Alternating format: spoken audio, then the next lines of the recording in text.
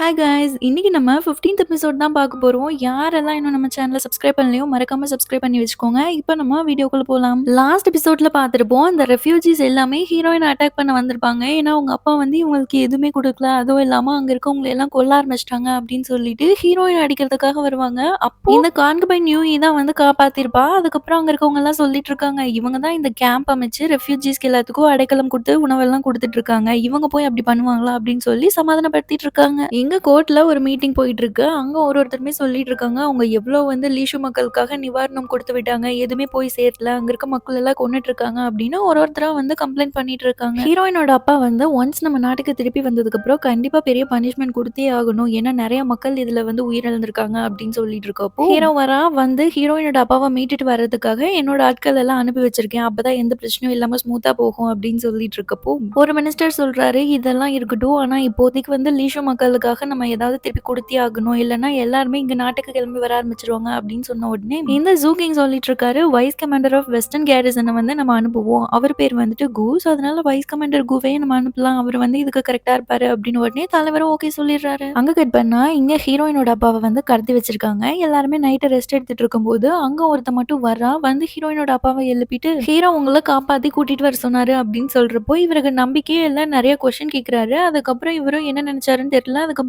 இறங்கி வந்துடுறாரு. 2 பேருமே நடந்து போயிட்டு இருக்கும்போது ஹீரோயினோட அப்பா கேக்குறாரு என்ன பிளான் நம்ம எங்க போயிட்டு இருக்கோம் அப்படின்னு கேட்கும்போது எந்த பிளானும் இல்ல. இப்போதைக்கு நம்ம வந்து அங்க இருக்க எஸ்கார்ட்டுக்கு போகணும் அவ்வளவுதான் அப்படிங்கும்போது அவர் அப்பா சொல்றாரு ஹீரோ வந்து எந்த பிளானுமே இல்லாம கண்டிப்பா என்ன கூட்டிட்டு வர சொல்ல மாட்டான். அதுவும் இல்லாம நான் இப்ப யாருக்குமே தெரியாம ஓடி வரும்போது கண்டிப்பா என்ன எல்லாரும் கோலன்னு நினைப்பாங்க. இந்த மாதிரி சுச்சுவேஷனுக்கு ஹீரோ எப்பவுமே விட மாட்டாரு அப்படின்னு சொல்லி கேட்கும்போது அவன் சொல்றான் இல்ல நான் சொன்னதை மட்டும் தான் செய்றேன். எனக்கு எதுவும் தெரியாது அப்படின்னு ரொம்ப பாவமா சொல்லிட்டு இருக்கான். அதுக்கப்புறம் ஹீரோயினோட அப்பாவும் எதுவுமே கேட்கல அப்படின்னு நடந்து போயிடுறாரு. அவன் பின்னாடி இருந்து அப்படியே கத்தி எடுத்து குத்துற மாதிரி வந்துடுறான். அதுக்கப்புறம் என்னாச்சுன்னு தெரியல. அப்படியே அங்க கட் பண்ணிடுறாங்க. எங்க ஹீரோயின் மிமி எல்லாம் பேசிட்டு இருக்கும்போது அங்க கான்குபைன் யூஇ வராங்க. வந்ததும் சொல்றாங்க இந்த மாதிரி உங்க அரண்மனையை வந்து சீஸ் பண்ணிட்டாங்க. எல்லா திங்ஸும் எடுத்துட்டு போக போறாங்க அப்படிங்கும்போது ஹீரோயின் என்ன சொல்றீங்க அப்படின்னு சொல்லிட்டு அங்க கிளம்பிட்டு இருக்கா. ஹீரோவோட ஃப்ரெண்டு கமாண்டர் லூட்டிங் தான் வந்து அங்க இருக்க திங்ஸ் எல்லாத்தையுமே வந்து சீஸ் பண்ணிட்டு இருக்கான். அப்போ ஹீரோயின் வந்து கேக்குறா எதுக்காக இப்பவே எல்லாத்தையும் சீஸ் பண்றீங்க? எங்க அப்பா தான் இன்னும் தப்பு பண்ணாருன்னு கன்ஃபார்மே ஆகலையே. அதுக்குள்ள ஏன் எங்க அப்பாவோட அரண்மனை எல்லாம் சீஸ் பண்றீங்கன்னு கேட்டுட்டு இருக்கா.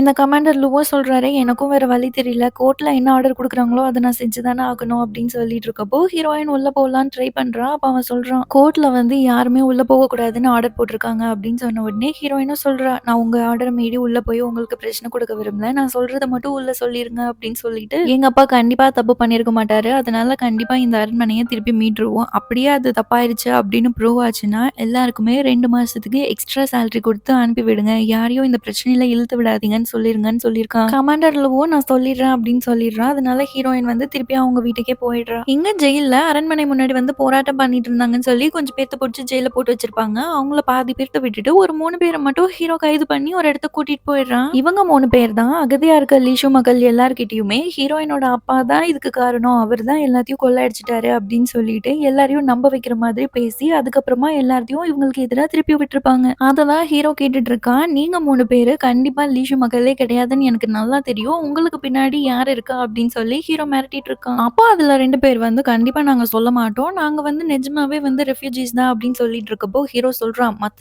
எல்லா அகதிகளுக்குமே அவங்களுக்கு பின்னாடி அவங்க வீட பத்தின டீடைல்ஸ் எல்லாமே இருக்கு. அவங்க ரெஜிஸ்டர் பண்ணிருக்காங்க. நீங்க 3 பேர் தான் எதுவுமே பண்ணாம திடீர்னு வந்திருக்கீங்க அப்படின்னு சொல்றான். 2 பேரு சொல்ற மாதிரி தெரியல. ஹீரோ அவங்க 2 பேர்த்தையுமே கொன்னுடுறான். இவங்களை கொன்னதை பார்த்து இன்னொருத்த பயந்து நான் எல்லாம் உண்மையுமே சொல்லிடுறேன். எங்களுக்கு வந்து இந்த மாதிரி பண்ணணும்னு ஒரு ஆர்டர் தான் வந்துச்சே தவிர நிஜமாவே இதுக்கு பின்னாடி யார் இருக்கா அப்படிங்கிறது எங்களுக்கே தெரியாது அப்படின்னு சொல்லிடுறான். அதுக்கப்புறமா ஹீரோவோட ஆள் ஒருத்தன் வரான். அவன் வந்து சொல்றான் இந்த மாதிரி ஹீரோயினோட அப்பாவை வந்து காப்பாத்திட்டாங்க அப்படின்னு. என்ன இருக்கும்னா அவன் கொல்ல வரும்போது ஹீரோ தான் சீக்கிரட்டா கொஞ்சம் வெப்பன்ஸ் கொடுத்துருப்பான்ல அதை வச்சு எப்படியோ காப்பாத்திடுறாங்க. அதே மாதிரி ஹீரோ அனுப்பி வச்சு 2-3 ஆளுங்களும் வந்து காப்பாத்திடுறாங்க. அவனை பிடிச்சி விசாரிக்கும் போது அவன் சொல்றான் ஹீரோ தான் இதுக்கு பின்னாடி இருக்க மாஸ்டர் மைண்டே. ஹீரோ தான் இது எல்லாமே பண்ண சொன்னாரு அப்படின்னு சொல்றான். ஹீரோயினோட கசனும் அங்கதான் வந்திருப்பான். அவன் சொல்றான் இது கண்டிப்பா பொய்யா இருக்கும். இதுக்காக ஹீரோ பண்ணணும் அப்படின்னு சொல்லிட்டு அவன் ஹீரோக்கு சப்போர்ட் பண்ணிட்டு இருக்கான். இவனை பிடிச்சிட்டு போய் விசாரிங்க அப்படின்னு சொல்லிட்டு இருக்கும்போது அவன் ஒரு பாய்சன் இன்ஜெக்ட் பண்ணி அங்கேயே செத்து போயிடுறான். இங்க கோர்ட்ல அந்த கேஸ் தான் போயிட்டு இருக்கு. அப்ப ஜூகிங் சொல்லிட்டு இருக்காரு ஹீரோயினோட அப்பா வந்து இந்த மாதிரி நிவாரணத்தை கொடுக்க தவறுதனால நிறைய உயிரும் போயிருக்குது. அதனால கண்டிப்பா பனிஷ்மெண்ட் பண்ணியே ஆகணும் அப்படின்னு சொல்லிட்டு இருக்கும்போது ஒரு நல்ல மினிஸ்டர் இருக்காரு. அவரு சொல்லிட்டு இருக்காரு ஹீரோயினோட அப்பா நம்ம நாட்டுக்காக நிறைய கஷ்டப்பட்டு இருக்காரு. நிறைய நல்லதும் பண்ணியிருக்காரு. அதனால இதெல்லாம் கன்சிடர் பண்ணி அவரோட தண்டனையை கொஞ்சம் கம்மி பண்ணணும் அப்படின்னு சொல்லிட்டு இருக்கும்போது ஜூகிங் ஹீரோயின் கிட்ட கேக்குறாங்க, "உனக்கு என்ன பனிஷ்மென்ட் குடுக்கணும்னு நீ நெனைக்கிற?" அப்படின்னு. அவரு சொல்றாரு, "இவரு எவ்வளவோ நல்லது பண்ணியிருக்காரு. இருந்தாலுமே லீஷு மக்களுக்கு இவரு பண்ணது பெரிய தப்பு" அப்படின்னு சொல்லிட்டு, இவரோட பதவியெல்லாம் புடுங்கிரணும். அவரோட அரண்மனைய இழுத்து மூடிறணும். அவருக்குன்னு இருக்கிற எதுவுமே இல்லாம அவர பிச்சைக்காரனா ஆக்கிரணும் அப்படின்னு சொல்றாரு. இந்த நல்ல மினிஸ்டரும் இவர கொல்லாம இருந்தா சரி அப்படின்னு சொல்லிட்டு, "எனக்கும் இந்த தண்டனையில எந்த பிரச்சனையும் கிடையாது. இதுவே குடுத்துருங்க" அப்படின்னு சொன்னதுனால, தலைவரும் இந்த பனிஷ்மென்ட்டையே குடுத்துடலாம் அப்படின்னு சொல்லிட்டு, அவங்களோட அரண்மனை எல்லாத்தையும் இழுத்து மூடி சீல் வச்சுடுறாங்க. அங்க இருக்க மக்களையும் வந்து வெளிய அனுப்பி விட்டுடுறாங்க. அங்க இருக்கிற ஹெட் லேடி தான் வந்து ஹீரோயின பார்க்கறதுக்காக வந்திருக்காங்க. அவங்க தான் ஃபீல் பண்ணிட்டு சொல்றாங்க, "இந்த மாரி எல்லாம் கோர்ட்ல இருந்து ஆர்டர் வந்துருச்சு. அதனால இனிமே யாராலயுமே அங்க இருக்க முடியாது" அப்படின்னு சொல்லும்போது, ஹீரோயினுக்கு ரொம்ப கஷ்டமா இருக்கு. அதுக்கப்புறம் இவங்களே சொல்லிட்டு அழுகுறாங்க, "என்னோட மொத்த லைஃப்லயுமே இப்படி ஒரு சிச்சுவேஷன் வரும்னு நான் நெனச்சு கூட பார்க்கல. அது மட்டும் இல்லாம என்னோட மொத்த லைஃபுமே அங்கேயே முடிஞ்சிரும்னு நான் நெனச்சேன். ஆனா இப்போ நான் எங்க போறதுன்னே தெரியல. நான் அனாதையா தான் சுத்தணும்." அப்படிங்கும்போது, ஹீரோயின் "அப்படியெல்லாம் நெனைக்காதீங்க. நீங்களும் என்னோட ஃபேமிலில ஒருத்தர் மாரி தான். அதனால இங்கேயே இருங்க" அப்படின்னு சொல்லிடுறா. அதுக்கப்புறம் ஹீரோயின் கேட்குறா, "ஹீரோ எங்க?" அப்படின்னு. ஹீரோ வந்து 3 நாள் ஆச்சு. அதுக்கப்புறம் ஹீரோ எங்க போயிருக்காருன்னே தெரியல அப்படின்னு சொல்லிட்டு இருக்கப்போ, ஹீரோயின் "வண்டி ரெடி பண்ணுங்க. நம்ம போலாம்" அப்படின்னு எங்கேயோ கிளம்புறா. எங்க ஹீரோவ பார்க்கறதுக்காக தலைவர் வந்து வந்திருக்காரு. யாருக்கும் தெரியாம தான் வந்திருக்காரு. அவர் வந்து சொல்லிட்டு இருக்காரு. அவரே ஒத்துக்கிட்டாரு. ஹீரோயினோட அப்பா தான் எல்லாமே பண்ண அப்படின்னு அவரு வாயாலேயே ஒத்துக்கிட்டதுனால தான் வேற வழி இல்ல. அவர உயிரோட வச்சிருக்கிறதே பெருசு தான் அப்படின்னு சொல்லிட்டு இருக்காரு. நான் இன்னைக்கு கொஞ்சம் இன்வெஸ்டிகேட் பண்ணேன். அந்த இன்வெஸ்டிகேட் பண்ணதுல எனக்கு தெரிய வந்தது, டேம் தான் உடைஞ்சு தண்ணி வந்து வெள்ளமா இருக்கு ஊர் ஃபுல்லா. அதுல தான் எல்லா பிரச்சனையும் வந்திருக்கு. இந்த டேம் திடீர்னு உடையறதுக்கு காரணம் என்னன்னா, யாரோ அங்க பாம் செட் பண்ணி டேம வெடிக்க வச்சிருக்காங்க.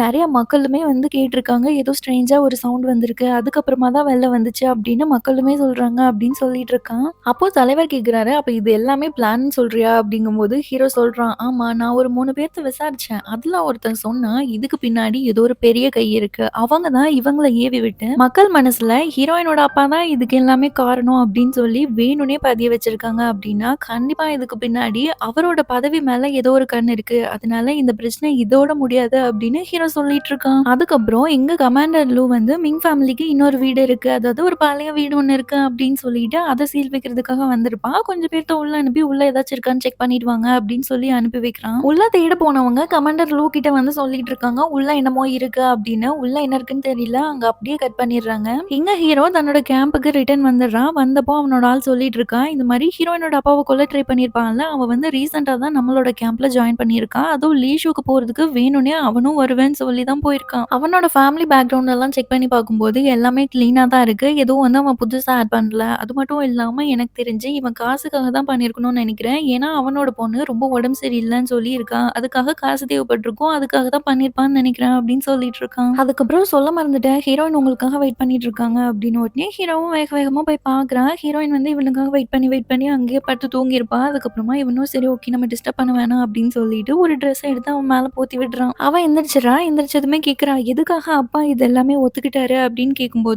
ஹீரோ சொல்லிட்டு இருக்கான், "அவருனால இந்த நிவாரணத்த குடுக்க முடியல அப்படின்னு தான் ஒத்துக்கிட்டாரே தவிர, மத்தபடி லீஷூல நடந்த எந்த பிரச்சனைக்குமே அவர் வந்து பொறுப்பு அப்படின்னு சொல்லி அவர் என்னைக்குமே சொல்லல" அப்படின்னு சொல்லிட்டு இருக்கான். அதுக்கப்புறம் ஹீரோயின கட்டி புடிச்சுட்டு, "நீ என்ன நம்புறல்ல? நான் உன்ன கல்யாணம் பண்றதுக்கு முன்னாடி நான் ஒரு ப்ராமிஸ் பண்ணி குடுத்தேன். உங்க ஃபேமிலிய நான் நல்லா பார்த்துக்குவேன் அப்படின்னு. அதே மாதிரி தான் நீ இப்போ போய் தூங்கு. அப்பா நாளைக்கு காலையில திருப்பி வந்துருவாரு. அவரு நாளைக்கு காலையில வந்து பார்க்கும்போது, நீ இப்படி சோகமா அழுதுட்டு இருந்த அப்படின்னா, அவர் இன்னுமே தான் கஷ்டப்படுவாரு. அதனால நீ போய் ரெஸ்ட் எடுத்துட்டு நாளைக்கு ஃப்ரெஷ்ஷா இரு. உங்க அப்பாவ நான் பார்த்துக்கிறேன். என்ன பிரச்சனை வந்தாலும் நான் இருக்கேன்ல, நான் பார்த்துக்கிறேன். நீ தூங்கு" அப்படின்னு தூங்க வைக்கிறான். அடுத்த நாள் காலையில அவங்க அப்பா ஊருக்கு திருப்பி வந்துடுறாங்க. அங்க இருக்க மக்கள் எல்லாருமே திட்டிட்டு இருக்காங்க. கல்ல தூக்கி அடிக்கிறாங்க. இந்த மாதிரி ரொம்ப கஷ்டப்படுத்திட்டு இருக்காங்க. இது எல்லாமே ஹீரோயின் பார்த்துட்டு அழுதுட்டு இருக்கா. அவங்க அப்பா சொல்றாரு, "இதெல்லாம் நீ பார்க்கக்கூடாது. நீ வீட்டுக்கு போ" அப்படின்னு அனுப்பி வைக்கிறாரு. அதுக்கப்புறம் இங்க கோர்ட்ல இருந்து நெறைய பேரு ஹீரோயினோட வீட்ட செக் பண்றதுக்காக வந்திருக்காங்க. அதாவது பிரின்ஸ் ஆஃப் திங்பேயோட வீட செக் பண்றதுக்காக வந்திருக்காங்க. கோர்ட்ல இருந்து வந்த ஆர்டர் படி யார் இவங்க வந்து சந்தேகப்படுறாங்களோ அவங்கள மட்டும் தான் செக் பண்ண முடியும். ஆனா இவங்க ஹோல் அரண்மனையுமே செக் பண்ணுவேன் அப்படின்னு சொல்லி நின்னுட்டு இருக்காங்க. பட் ஹீரோயின் தான் சொல்லிட்டு இருக்கா, "இது ஆர்டரே கிடையாது" அப்படின்னு. அப்போ ஹீரோ வரான். ஹீரோ வந்து சொல்றா, "ஹீரோயின் சொன்ன பாயிண்ட் வேலிட் தான். நீங்க வந்து யார இன்வெஸ்டிகேட் பண்ணணும்னு நினைக்கிறீங்களோ அவங்கள மட்டும் பண்ணா போதும். மத்தபடி யாரையும் இன்வெஸ்டிகேட் பண்ணக்கூடாது" அப்படின்னு சொல்லிட்டு இருக்கப்போ, அந்த கோர்ட்ல இருந்து வந்தவங்களுக்கும் வேற வழி தெரியல. ஹீரோவ மீறி உள்ளேயும் போக முடியாது. ஏன்னா ஹீரோக்கு வந்து எவ்ளோ தைரியம் இருக்கு அப்படின்னு அவங்களுக்கே தெரியும். அதனால அவங்களும் அங்கிருந்து கிளம்பிடுறாங்க. அவங்க போனதுக்கு அப்புறமா ஹீரோ யோசிச்சு பார்க்குறான். நேத்து ஹீரோயின் வந்து தூங்குறதுக்கு முன்னாடி சொல்லியிருப்பா, "எனக்கு லியோமா மேல ரொம்ப டவுட்டா இருக்கு. அன்னைக்கு கல்யாணத்தப்போ கடத்திட்டு போயிருந்தது. நான் ரீசெண்டா அவன வெளிய பார்த்தது.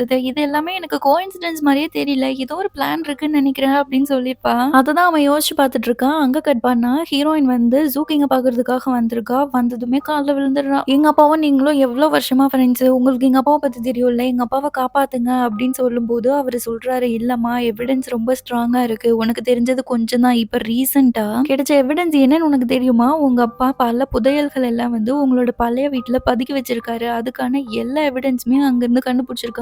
அது வந்து ரொம்ப ஸ்ட்ராங்கான எவிடன்ஸ். இந்த எவிடன்ஸ் எல்லாம் ரொம்ப ஸ்ட்ராங்கா இருக்கிறதுனால கண்டிப்பா உங்க அப்பாவுக்கு தூக்கு தண்டனை தான் குடுப்பாங்க." அப்படின்னு சொல்லிட்டு இருக்கும்போது, ஹீரோயின் வந்து கெஞ்ச ஆரம்பிக்கிறா. "எப்படியாவது எங்க அப்பாவ காப்பாத்துங்க. கண்டிப்பா எங்க அப்பா அப்படி பண்ணியிருக்க மாட்டாரு." அப்படின்னு சொல்லிட்டு இருக்காங்க. அப்படியே இங்க சைடுல காட்டுறாங்க. ஹீரோ வந்து தலைவர்கிட்ட பேசிட்டு இருக்கா. இந்த மாரி ஒரு சில எவிடன்ஸ் எல்லாம் வந்து நம்மளாலயே ப்ரிப்பேர் பண்ண முடியும். இத வச்சு எப்படி நீங்க அவர்கிட்ட ஒரு வார்த்தை கூட கேட்காம இவருக்கு நீங்க பனிஷ்மென்ட் குடுக்கலாம் அப்படின்னு சொல்லி கேட்டுட்டு இருக்கப்போ, இந்த எவிடன்ஸ் நான் உனக்கு காமிச்சதெல்லாம் கம்மி தான். அவங்க பழைய வீட்ல அவங்க கண்டுபிடிச்ச புதையலோட மதிப்ப மட்டும் நீ பார்த்த அப்படின்னா, கண்டிப்பா நீயே ஆச்சரியமாயிடுவ அப்படின்னு தலைவர் சொல்லிட்டு இருக்காரு. இங்க ஜூகிங் வந்து ஹீரோயின் கிட்ட சொல்லிட்டு இருக்காரு. இந்த எல்லா பிரச்சனைக்கும் யார் தெரியுமா காரணம்? உன்னோட புருஷன் பிரின்ஸ் ஆஃப் திங்பை தான் அப்படின்னு சொன்ன உடனே ஹீரோயினுக்கு ஷாக் ஆகுது. அவ சொல்றா கண்டிப்பா இருக்காது அப்படின்னு நீ தான் நினைச்சிட்டு இருக்க. உங்க அப்பாவ கடத்தி வச்சிருந்தப்போ பிரின்ஸ் ஆஃப் திங்பையோட ஆள் தான் வந்து உங்க அப்பாவ காப்பாத்துற மாரி காப்பாத்தி அவர கொல்றதுக்கு ட்ரை பண்ணியிருந்தாங்க.